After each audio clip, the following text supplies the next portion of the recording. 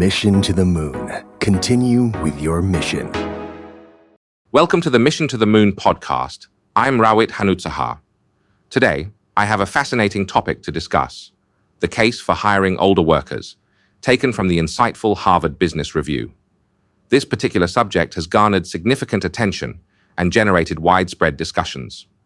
Age discrimination is influenced by an individual's age. The article is authored by two individuals, Josh Bursin, CEO of Human Capital Advisory, and Tomas Chamorro, a professor at Columbia. Chamorro begins by discussing the topic. When it comes to bias in the workplace, there are various forms such as gender, race, culture, and more. However, age bias is the most important issue to address. Age bias involves judging individuals based on their age and is currently the biggest problem in the workforce. So why is it so significant? It's crucial to understand that a person's age should never diminish their value or potential. Therefore, it's essential to tackle age bias in order to create a fair and inclusive work environment for everyone involved. One aspect that employers consider when hiring is the age of potential candidates. Deloitte, a few years back, conducted a study whereby they questioned their customer base of approximately 10,000 firms, posing the question, do you perceive the age of your workforce as a competitive advantage or disadvantage within your organization? The findings revealed that a majority, specifically 2/3, saw the age of the workforce as a competitive detriment. This information is consistent with AARP data that shows that approximately 70% of respondents ages 45-74 have experienced discrimination because of their age. Speaking broadly, we might say that as you get older, people think. I emphasize people think. Many people think that as you get older, your ability, compared to your value, tends to be less, and it becomes harder to adapt. There has been a lot of talk about this issue in recent times as the world's workforce ages rapidly. It is predicted that the number of people aged 60 and over will outnumber the number of children under 5 by next year. In developed countries such as the United States and the United Kingdom, it is projected that 25% of the workforce will be over 55 years old by 2025. This age group is the fastest growing among all demographics, indicating a significant shift in the workforce. Consequently, it raises the question of how to effectively manage this phenomenon. It is worth mentioning that we have identified two distinct demographic trends pertaining to this issue. First, we are living longer. The average life expectancy is increasing all the time.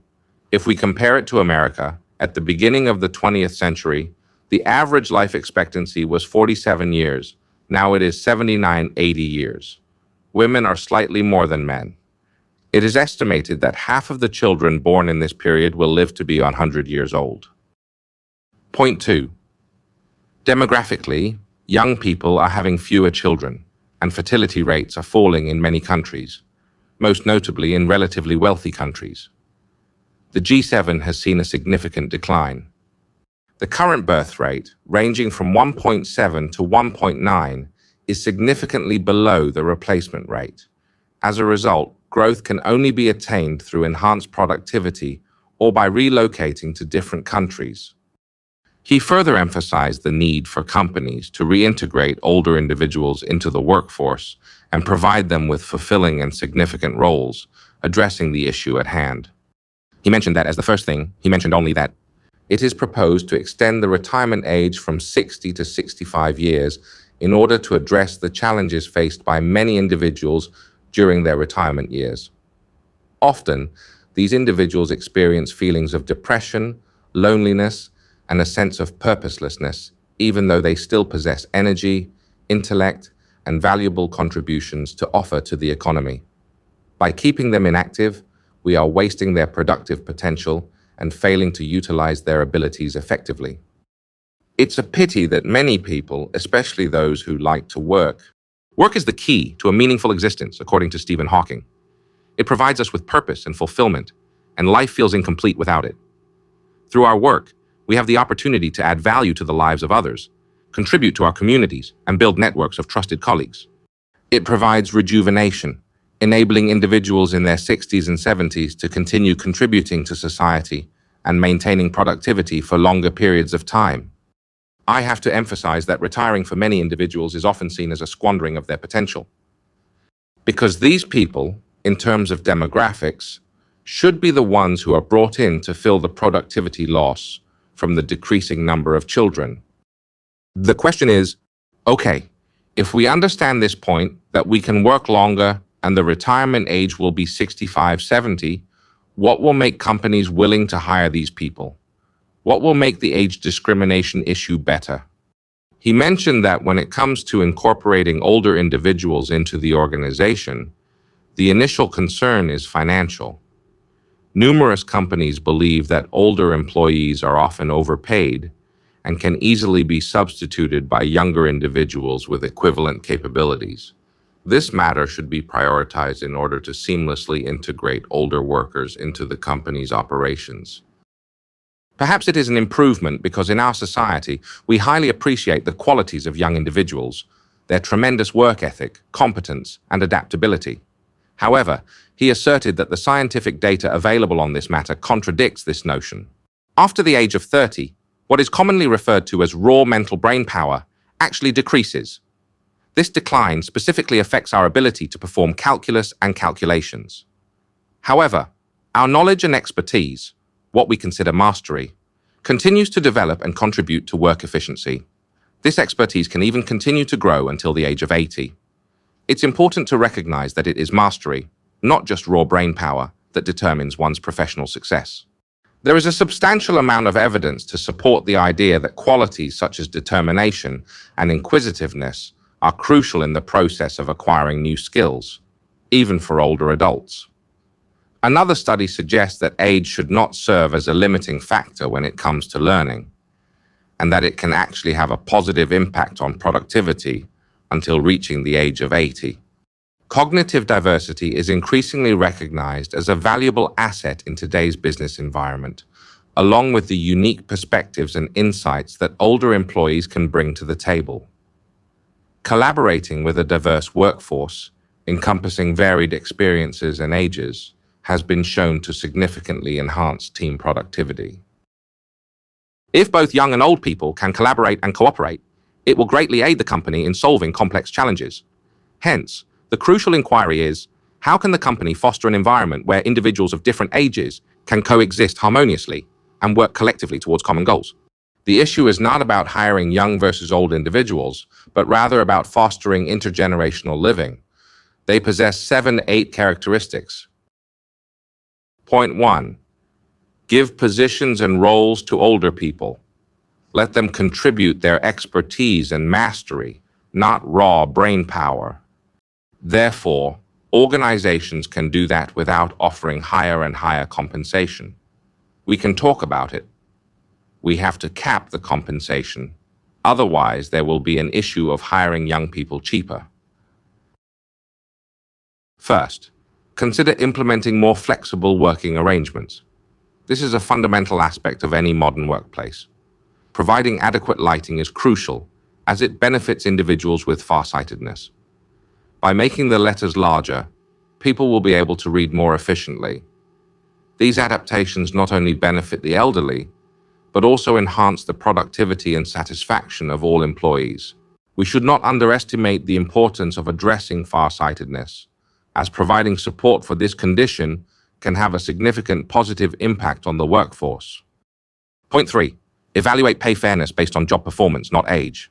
Employment duration alone is inadequate for determining compensation, unless a company can effectively translate it into relevant experience and valuable skills that contribute directly to the organization's growth and success.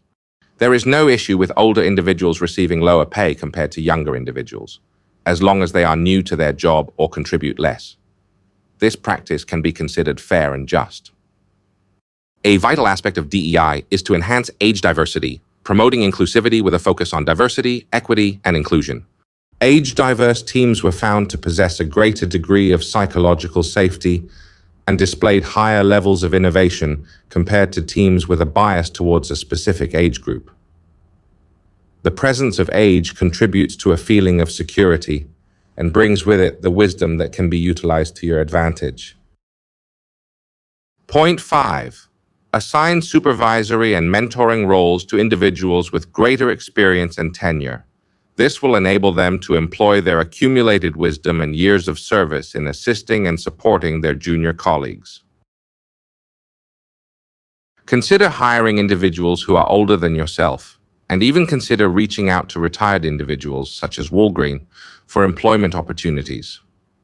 This arrangement can be referred to as a returnship, distinguishing it from the traditional concept of an internship.